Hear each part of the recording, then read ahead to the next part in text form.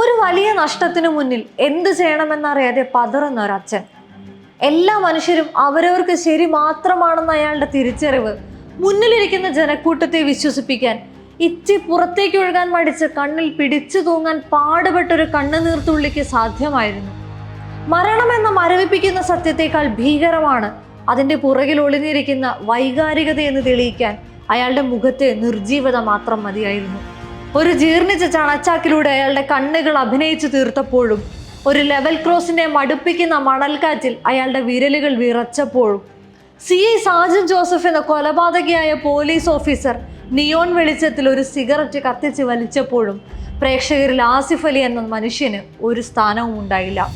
അയാൾ അങ്ങനെയാണ്.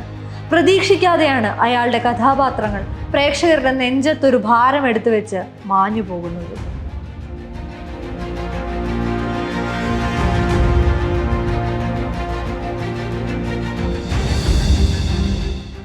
പതിനഞ്ച് വർഷങ്ങൾക്ക് മുമ്പ് സിനിമയിലെ ഏതെങ്കിലും ഒരു സീനിലെങ്കിലും മുഖം കാണിക്കണമെന്ന് ആഗ്രഹിച്ച 23-കാരൻ ഇരുത്തം വന്ന ഒരു അച്ഛനായും മകനായും തിയേറ്ററിൽ ടിക്കറ്റ് എടുത്ത് കയറി വരുന്ന ഓരോ പ്രേക്ഷകനും ഒരു അത്ഭുതം സമ്മാനിച്ചുകൊണ്ടിരിക്കുകയാണ്. മോശം തിരഞ്ഞെടുപ്പുകളുടെയും പെർഫോമൻസുകളുടെയും പേരിൽ ഇത്രത്തോളം വിമർശിക്കപ്പെട്ട മറ്റൊരു നടനുണ്ടാവില്ല.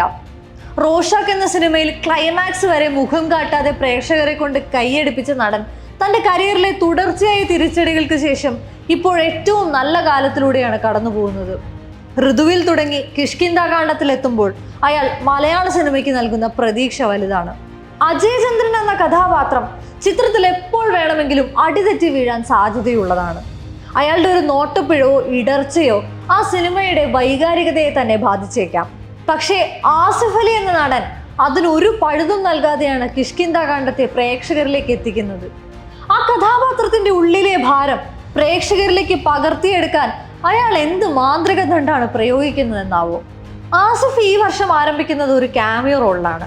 വർഷങ്ങൾക്ക് ശേഷം എന്ന ചിത്രത്തിൽ കാര്യമായി ഒന്നും ചെയ്യാൻ ആ കഥാപാത്രത്തിനുണ്ടായിരുന്നില്ല. ശേഷം തിയേറ്ററിലെത്തിയ മാരിവില്ലൻ ഗോപുരങ്ങൾ എന്ന ചിത്രത്തിലും അയാളായി തന്നെ ഒരു ചെറിയ രംഗത്തെത്തി. രണ്ടും സാമാന്യ മോശമെന്ന് പറയാവുന്ന പ്രകടനം. എന്നാൽ മലയാള സിനിമ രാജ്യത്തെമ്പാടും ആവേശം തീർത്ത് മുന്നേറുമ്പോഴൊക്കെ അതിൽ നിന്നും മാറി നിന്ന ആസിഫ് തൻ്റെ ആഘോഷം തുടങ്ങുന്നത് മലയാള സിനിമയുടെ ഒരു കെട്ടകാലത്തിലാണ്. പതിയെ സിനിമകൾ വാണിജ്യപരമായി പരാജയം നേരിട്ട സമയത്താണ് ആസിഫിനെയും ബിജു മേനോനെയും നായകരാക്കി ജിസ് ജോയ് തലവൻ എന്ന ത്രില്ലർ തിയേറ്ററിലെത്തിക്കുന്നത്. 65 ദിവസത്തിലധികം തിയേറ്ററിൽ പ്രദർശിപ്പിച്ച ചിത്രത്തിലെ SI കാർത്തിക് വാസുദേവൻ ആസിഫിന്റെ തിരിച്ചുവരവെന്ന് വാഴ്ത്തപ്പെട്ടു. പക്ഷേ അയാളിൽ അപ്പോഴേക്കും പ്രേക്ഷകർക്ക് വിശ്വാസം നഷ്ടപ്പെട്ടു തുടങ്ങിയിരുന്നു. തലവൻ വിജയിച്ചെങ്കിലും അടുത്ത പടം അങ്ങനെ ആവണമെന്നില്ലെന്ന് മുൻവിധികൾ വന്നു. അപ്പോഴാണ് തീർത്തും വ്യത്യസ്തമായ ഒരു ഗെറ്റപ്പിൽ ലെവൽ ക്രോസ് എത്തിയത്. ചിത്രത്തിന് പല അഭിപ്രായങ്ങളും വന്നു. ചിത്രം ആസ്വദിച്ചവരും അല്ലാത്തവരും ഉണ്ടായി. എന്നാൽ ആസിഫ് എന്ന നടന്റെ പെർഫോമൻസ് ഏവർക്കും കൺവിൻസിങ് ആവുകയായിരുന്നു. അതേസമയം അഡിയോസ് അമിഗോയും മനോരഥങ്ങളും അയാൾക്ക് അത്ര നല്ല സ്വീകാര്യതയല്ല നൽകിയത്. എന്നാൽ കുടുംബ പ്രേക്ഷകരടക്കം എല്ലാവരും വീണ്ടും ആസിഫ് എന്ന നടനെ ഏറ്റെടുത്തതിന്റെ തെളിവാവുകയാണ് കിഷ്കിന്ധാകാണ്ഡത്തിലെ അജയ് ചന്ദ്രൻ son of Appupillai. Script narration കേട്ടിട്ട് ഒരിക്കലും നമുക്കൊരു സിനിമയെ ജഡ്ജ് ചെയ്യാൻ സാധിക്കില്ല. അത്തരത്തിലുള്ള എൻ്റെ പല തിരഞ്ഞെടുപ്പുകളും തെറ്റിപ്പോയിട്ടുണ്ട്. പക്ഷെ ഞാൻ ചെയ്ത സിനിമകളിലൊക്കെ എന്നെ ഹുക്ക് ചെയ്ത പുതിയ എന്തെങ്കിലും ഒരു ഫാക്ടർ ഉണ്ടായിട്ടുണ്ട് എന്ന് ആസിഫ് പലയിടത്തായി ആവർത്തിക്കുന്നുണ്ട്. ശ്യാമപ്രസാദിന്റെ ഋതു മുതൽ ദിൻജിത്ത് അയ്യത്താന്റെ കിഷ്കിന്ധാകാണ്ഡം വരെയുള്ള സിനിമകൾ നോക്കിയാൽ നായക നിർബന്ധമില്ലാതെ തന്നിലെ അഭിനേതാവിനെ പരീക്ഷിക്കാൻ തയ്യാറായ ഒരു ആസിഫിനെ കാണാം. അതിലൊക്കെയും പലപ്പോഴായി അയാൾക്ക് തെറ്റും പറ്റിയിട്ടുണ്ട്. 2012 അസുരവത്തി ഇറങ്ങിയപ്പോൾ ട്രോളുകൾ ഏറ്റുവാങ്ങിയ ഡോൺ ബോസ്കോ ആയിരുന്നു ആസിഫ്. എനിക്ക് ചുറ്റും ഞാൻ കാണുന്ന, ഞാൻ ഇടപഴകുന്ന ഒരു ബോക്സർ ജനറേഷന്റെ ഭാഗമായാണ് സിനിമയിലേക്ക് എത്തുന്നതും കഥാപാത്രങ്ങൾ തിരഞ്ഞെടുത്തിരുന്നതെന്നും പറഞ്ഞ ആസിഫ് അത്തരം കഥാപാത്രങ്ങളെ ആദ്യമായി അഴിച്ചു മാറ്റിയത് ഒഴിമുറി എന്ന ചിത്രത്തിലാണ്. പക്ഷെ ലാലിന്റെയും ശ്വേതാ മേനോന്റെയും അഭിനയത്തോട് താരതമ്യം ചെയ്യപ്പെട്ട് ശരത്ചന്ദ്രൻ ചർച്ചയാവാതെ പോയി. പക്ഷെ അയാൾ പരീക്ഷണങ്ങൾ അവിടെയും അവസാനിപ്പിച്ചില്ല. പല വേഷങ്ങളും തനിക്ക് ചേരുന്നതാണോ എന്ന് നിരന്തരം ട്രയൽ ചെയ്ത് നോക്കിക്കൊണ്ടേയിരുന്നു. അതിൽ അയാൾക്കൊരു സ്പേസ് ഉണ്ടാക്കി കൊടുത്തത് സോൾട്ട് ആൻഡ് പെപ്പറും ട്രാഫിക്കും ഹണി ബീയും അടക്കമുള്ള ചിത്രങ്ങളായിരുന്നു. തുടർന്ന് ഡബിൾ ബാരലും, അനുരാഗ കരിക്കിൻ വെള്ളവും, ടേക്ക് ഓഫും, സൺഡേ ഹോളിഡേയും ഒക്കെയും എത്തി. ഇതിനിടയ്ക്ക് ഇറങ്ങിയ കിളിപോയി, റെഡ് വൈൻ, ബാച്ചിലർ പാർട്ടി തുടങ്ങിയ ചിത്രങ്ങളും തിയേറ്ററിൽ വേണ്ട സ്പേസ് കൊടുത്തില്ല.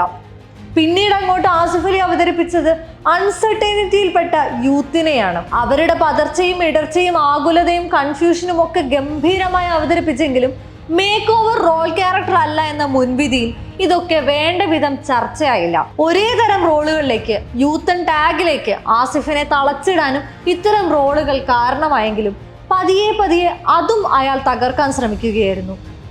ഇബിലിസ്, ഉയരെ, വൈറസ്, കക്ഷി അമ്മിണിപ്പിള്ള, കെട്ടിയോളാണെന്റെ മാലാക, മഹാവീര്യർ, അങ്ങനെ തുടരെ ചെയ്ത സിനിമകളെല്ലാം ആ നടനിലെ പെർഫോമറിന് എക്സ്പ്ലോർ ചെയ്യാനുള്ള വലിയൊരു സ്പേസ് ഉണ്ടാക്കുകയും അയാൾ അതിനെ ഏറ്റവും എഫക്റ്റീവായി തന്നെ ഉപയോഗിക്കുകയും ചെയ്തു. ഉയരെ ചെയ്യുമ്പോൾ എന്നോട് ഒരുപാട് പേര് പറഞ്ഞിട്ടുണ്ട്, ഇപ്പോൾ ഫാമിലി ഓഡിയൻസിന് ഒരു ഇഷ്ടമൊക്കെയുണ്ട്, അത് നശിപ്പിക്കരുതെന്ന്. പക്ഷേ എന്നെ ഏറെ ഹുക്ക് ചെയ്ത കഥാപാത്രമാണ് ഗോവിന്ദ് ബാലകൃഷ്ണൻ. അയാൾ പ്രതീക്ഷിച്ച പോലെ തന്നെ ആ കഥാപാത്രത്തെ പ്രേക്ഷകർ ഏറ്റെടുക്കുകയും അതേസമയം അയാളെ കൈവിടാതിരിക്കുകയും ചെയ്തു. അതുതന്നെയാണ് ആസിഫ് അലി എന്ന നടന്റെ വിജയവും. അയാൾക്ക് ഇപ്പോഴും ഫാമിലി ഓഡിയൻസിന്റെ സപ്പോർട്ടുണ്ട്. ഒരുപക്ഷെ ഗേൾസ് ഫാൻസ് ഗ്രൂപ്പുള്ള ചുരുക്കം ചില നടന്മാരിൽ ഒരാൾ കൂടെയാണ് ആസിഫ് അലി. 2022 പുറത്തിറങ്ങിയ കുറ്റവും ശിക്ഷയും, കൊത്തും, റോഷാക്കും, ഇന്നലെ വരെയും, കൂമനും ആസിഫിലെ നടനെ ആശ്രയിച്ച സിനിമകളായിരുന്നു. എന്നാൽ തൊട്ടടുത്ത വർഷം പുറത്തിറങ്ങിയ 5 ചിത്രങ്ങളിലും ആസിഫ് ആ പ്രതീക്ഷ നശിപ്പിക്കുകയായിരുന്നു. എങ്കിലും അയാളുടെ ഫാൻസ് അയാളെ കൈവിട്ടില്ല. ഓരോ സിനിമ പരാജയപ്പെടുമ്പോഴും തന്റെ വെൽവിഷേഴ്സ് തന്നോട് വന്നു പറയുന്ന ഒരു മാസ് ഇടിപ്പടമോ ഒന്നുമല്ല, ഒരു നല്ല പടം വരണമെന്ന് മാത്രമാണ് എന്നാണ് ആസിഫ് പറയുന്നത്. അയാളുടെ കരിയർ പരിശോധിച്ചാലും അത്തരം മാസ് ഹീറോസിനെ കാണാൻ സാധിക്കില്ല. അമാനുഷികമായ, എക്സ്ട്രീമായ നായകത്വവും അയാളുടെ സിനിമകളിൽ കാണുന്നില്ല. 2009 യൂത്തൻ ആസിഫിൽ നിന്നും 2024 കുടുംബസ്ഥനായ ആസിഫിലേക്ക് എത്തുമ്പോൾ അയാൾക്കും അയാളുടെ ചുറ്റുപാടിനും വരുന്ന മാറ്റങ്ങളാണ് അയാളുടെ കഥാപാത്രങ്ങൾക്കും തിരഞ്ഞെടുപ്പിനും ഉണ്ടാകുന്നത്. സ്ക്രിപ്റ്റുകൾ സെലക്ട് ചെയ്യുന്നതിലും ആളുകളോട് കമ്മ്യൂണിക്കേറ്റ് ചെയ്യുന്നതിലും പിഴവ് പറ്റാറുണ്ടെന്ന് ആസിഫ് ഏറ്റു പറഞ്ഞിട്ടുണ്ട്. ഇപ്പോഴും തെറ്റിപ്പോകുന്ന തെരഞ്ഞെടുപ്പുകൾ നിലനിൽക്കെ തന്നെ കഴിഞ്ഞ കുറെ കൊല്ലങ്ങൾ കൊണ്ട് പയറ്റി തെളിയുന്ന ആസിഫ് അലി എന്ന നടൻ ശരിക്കും ഒരു പ്രതീക്ഷയാണ്. ഒരു പാരമ്പര്യവും അവകാശപ്പെടാനില്ലാത്ത, മലയാള സിനിമയിലെ മാസ്കുലിൻ ഹീറോകളുടെ ശരീര പ്രകൃതമില്ലാത്ത, സ്വഭാവ രീതികളില്ലാത്ത, വിജയത്തിൻ്റെത് മാത്രമായ വമ്പൻ ലിസ്റ്റുകളില്ലാത്ത ആ നടൻ സമയം കടന്നു പോകും തോറും സ്വയം നവീകരിക്കാൻ എടുക്കുന്ന എഫേർട്ടുകളും നേടിയെടുക്കാൻ ശ്രമിക്കുന്ന സ്പേസുകളും ഏറെ വലുതാണ്.